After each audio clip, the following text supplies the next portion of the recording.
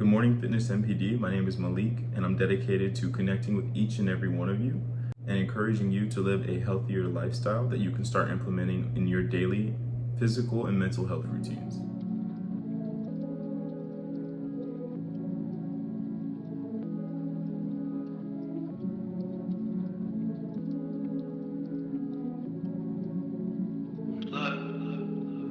Throughout my entire life, I have seen many food pyramids, and they've constantly changed. The portions in what you should and should not eat are very inconsistent, and this is not a video of me giving you another food pyramid, but me simply sharing a perspective on consumption patterns and the basics of diet. I think things really started to change for me when I learned what macronutrients were. Proteins, fats, and carbohydrates are the big three macros that I look for in every meal.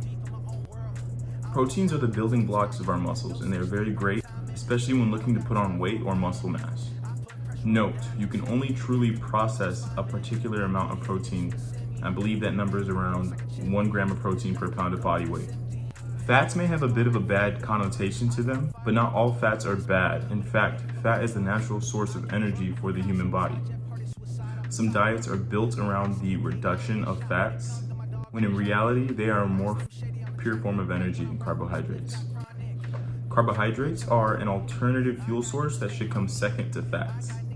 They are great for energy as well, but too many carbs in your diet without burning them off in the gym or through exercise will be converted to excess fat. There are diets that focus on the reductions of carbs in order to get humans back to their natural source of energy, but again, this is all preference. I encourage you to do some research and figure out what works best for you and caters to you. Paying attention to these categories can have a tremendous difference in energy production as well as weight loss and weight gain. There are many diets circulating right now, and different body types react differently to different meal plans. I think it's vital that you figure out what works best for you and have the discipline to stick to it. Sticking to a diet requires discipline, a certain amount of focused attention, and you must understand that the mind and the body are going to have cravings, but in order for you to reach that desired physique, you must starve them. Now, every person has maintenance calories, and when I say maintenance calories, this is the quantifiable number of how many calories you should be eating in order to maintain where you are at right now. Eating underneath these maintenance calories is considered eating in a caloric deficit, which can result in weight loss. Eating above these maintenance calories is considered a caloric surplus, which can lead to weight gain. Counting calories has never been my forte. Personally, through experience, I've just gotten in tune in what I need on a daily basis, and eventually you can reach that point too. I believe counting calories is the next step in your fitness journey, and it can definitely take you to a whole nother level.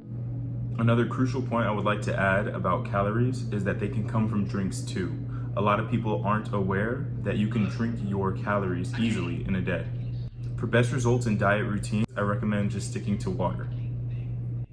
Food and drinks are a very broad subject, and I'm positive this won't be my last video covering that subject matter. So don't be worried if you still have questions, comment them down below, and I will be sure that I create content circulating those subjects. But I'd like to change topics before concluding this video. Now, I want you to take into account everything you consume on a daily basis, from the moment you wake up to the moment you close your eyes.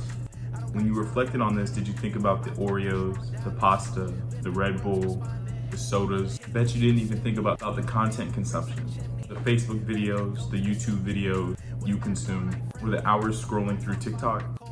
That's where things get a bit tricky.